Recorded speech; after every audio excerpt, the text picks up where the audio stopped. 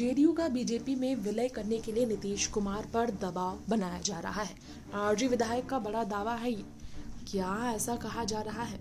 सवाल बड़ा है। जहां एक तरफ नीतीश कुमार को मानसिक रूप से, दिमागी रूप से बीमार कहकर तंज कसा गया है आरजेडी विधायक मुकेश रोशन की तरफ से, तो वहीं लालू गुट की तरफ से, लालू तेजस्वी गुट की तरफ से उल्टी सीधी नीतीश की हरकतों पर लगातार पलटवार करते हुए उनसे सीएम पद की त्याग की मांग कर दी गई है।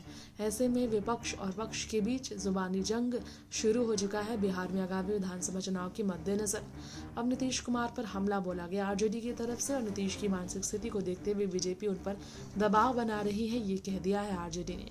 उन्होंने कहा, नीतीश पर दबाव बनाया जा रहा है, जेडीयू का बीजेपी में विलय कीजिए और बिहार में अगले 6 महीने के लिए चुनाव तक बीजेपी का सीएम बनाइए। ऐसा नहीं कीजिएगा तो समर्थन वापस ले लेंगे और सीएम की कुर्सी से हटा देंगे।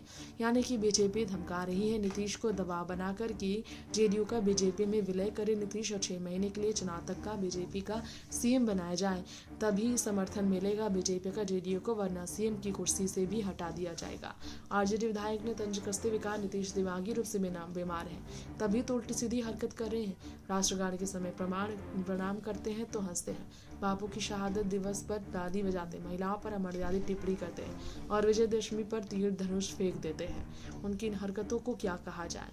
आरजेडी को लेकर बात करें तो इस तरह के बयान से बीजेपी और जेडीयू में काफ़ी खलबली मचे हैं। और जेडीयू कोटे से मंत्री जमा खान ने कहा, ये सारे दावे गलत हैं, आरजेडी साजिश कर रही है, बेबुनियाद और मनगढ़ंत बातें कर रही है। बीजेपी जेडीयू में आरजेडी झगड़ा लगाना चाहती है, वो भ्रम फैलाने की कोशिश कर रही है, इसलिए नीतीश कुमार के स्वास्थ्य पर इस तरह की टिप्पणी की जा रही है और ऐसे बीजेपी के खिलाफ जेडीयू को भड़काया जा रहा है, ताकि इस तरह से एनडीए सरकार जो है बिहार में वो टूट जाए और एक दूसरे के खिलाफ लड़कर हम महागठबंधन को मौका दे दें।